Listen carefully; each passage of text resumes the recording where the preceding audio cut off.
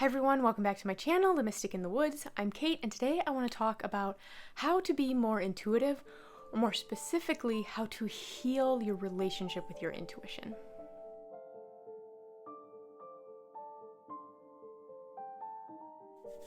So I think having a stronger intuition and reconnecting with it is something that a lot of people are trying to do right now, especially if you read tarot, you are any other type of intuitive reader, or you want to work that way, right? Now, it's also just something I've noticed a lot of people wanting to heal just generally, which I think is really great. So today we're going to talk about healing our relationship with our intuition, because that is very much how I see this. But before we do get into that, I just want to make a couple things clear. First, I understand that we are all different, okay? And this is not supposed to be the end-all be-all, one-size-fits-all approach to healing our relationship with our intuition. So take what works for you and just go ahead and leave the rest. These are based on my experiences for myself and others, but they are not, like I said, supposed to be one-size-fits-all, and I understand that. Secondly, I do want to say that I really do think that it is about healing a connection here.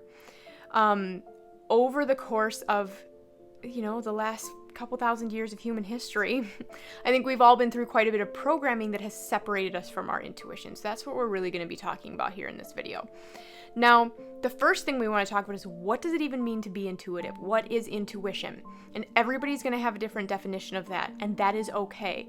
But if you're trying to work towards something, I think it's important that you have a working definition of what intuition means to you. It can change over time. It doesn't have to be the same forever, and that's fine. But you do need to have something that you're working on towards. And actually, I think it's especially important that you revisit your definition of intuition as you move along on your journey. I think that's really important.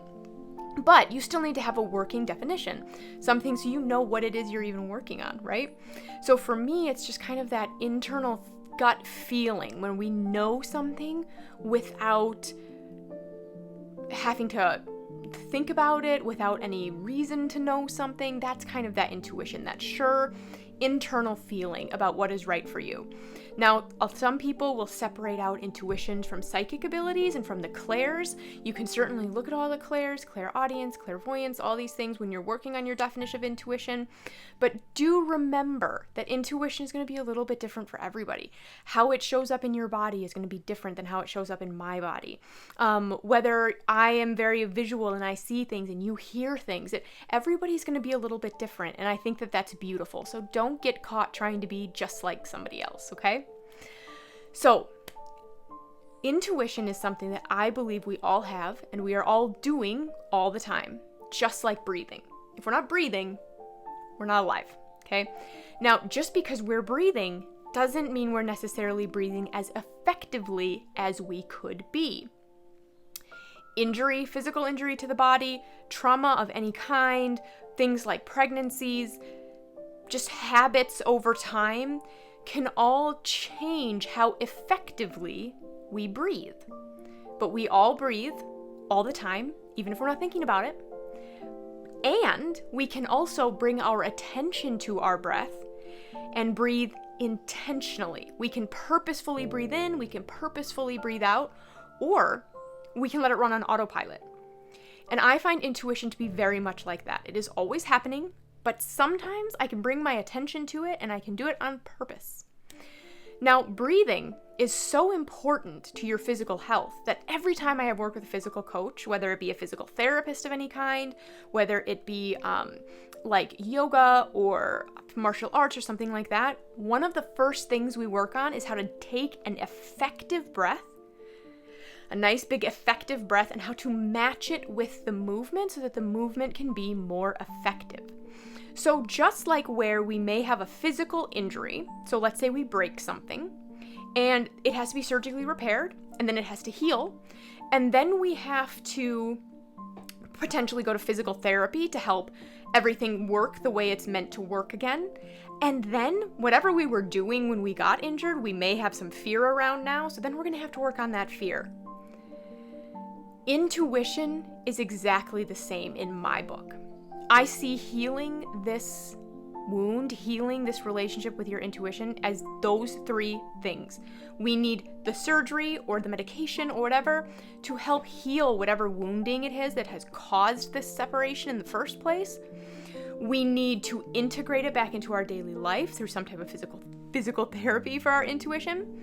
And finally, we have to feel safe enough in our bodies to act on the intuition. Because if all we do is hear it, but we just ignore it all the time, we're probably not going to be able to hear it very well later. And it's not really helping if we can't act on it. So let's look at it through that lens. Okay, so the healing of the wound. This is where shadow work comes in. So we are all carrying wounding of various types. Big T trauma, little t trauma, pain, shame, programming, conditioning, all of these things. We can find that in our shadow. So for me, shadow work is where we're going into that really deep meditative state, into those theta brainwaves, where we can access all these memories, all these past lives, if that's in alignment for you, and we can heal those wounds. Not to change what happened, but to change how we responded to it. So trauma, big T or little t, isn't really about what happens to us. It's about what happens internally. It's about how we react to it inside. And so through shadow work, that's what we're trying to change. We're trying to change how we react to that, how the emotional programming is sitting inside of us. So whether we are healing past lives and we're looking at our witch wound, whether we are looking at our God wound or our mother wound in this life, whether we're looking at childhood programming or religious conditioning, for me, shadow work is where we're going to go in and we're going to kind of surgically repair, right? If we're going to stick to that physical injury analogy here.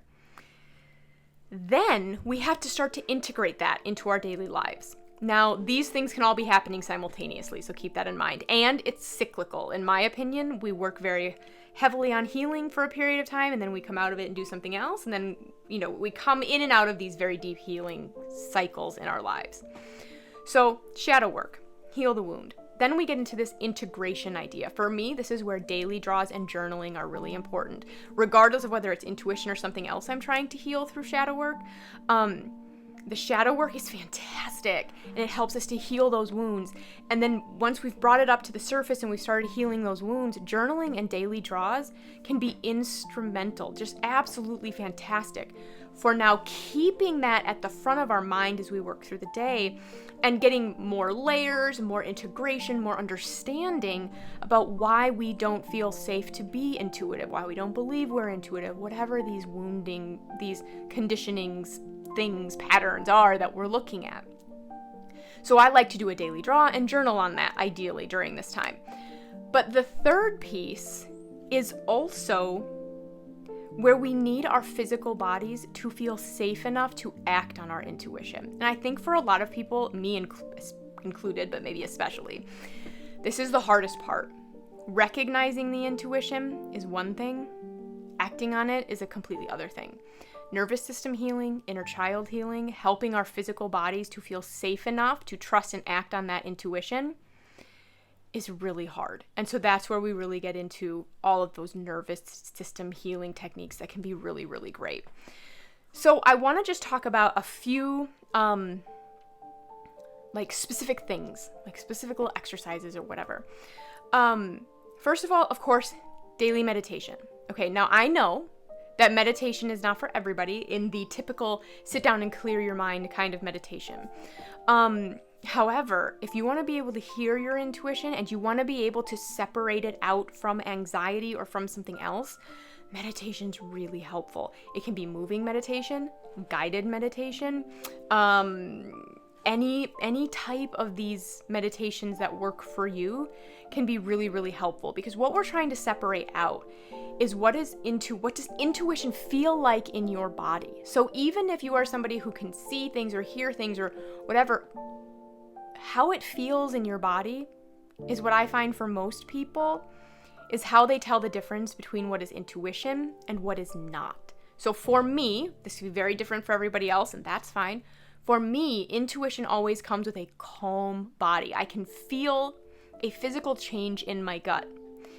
And it is, even if the message is not super happy, it always feels calm in my body, it feels sure in my body, and it feels safe. If I have anxiety, if I'm spiraling, if I'm stuck in a story, that is my anxiety. For me, personally. And this is where the Queen of Swords can really come in. So what are you feeling and what is the story that you're telling yourself? The Queen of Swords is my favorite card in all of tarot.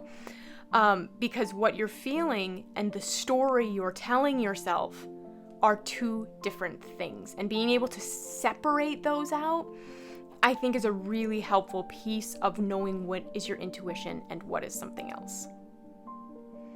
Now, if you do want to work on being able to be more visual when it comes to your intuition, I have found that reading fiction or listening to audiobooks, fiction books again, can be really helpful for being able to visualize things, especially if it's a really detailed book with a lot of good world building, because it really helps me to practice the skill of visualization. So I found that to be really, really, really helpful. And then, of course, another really great way to work on your intuition is to learn a divination system, whether that be runes, whether that be tarot or oracle cards, or any of the tons of other divination methods out there. That can be a really solid way to work on your intuition as well. I, of course, love tarot and oracle, but there are lots of other ways to do that. And then finally, and this is kind of overlaps with meditation perhaps, is that learning to be really present can really help as well. So actually sitting in your chair, doing that whole, what are 3 things you can feel? What are 3 things you can hear? 3 things you can smell? All of that type of thing. Those types of exercises can also really help you learn to be present and in your body. So I hope that this video was helpful, or at least interesting. If you have any questions, if there's anything you would like me to expand upon, go ahead and put those into the comments below. Of course, all the information is down there, the website with all of the offerings and the sessions and the things like that, and the Instagram. And I hope that you have a really great rest of your day, and I will see you in the next video. Bye.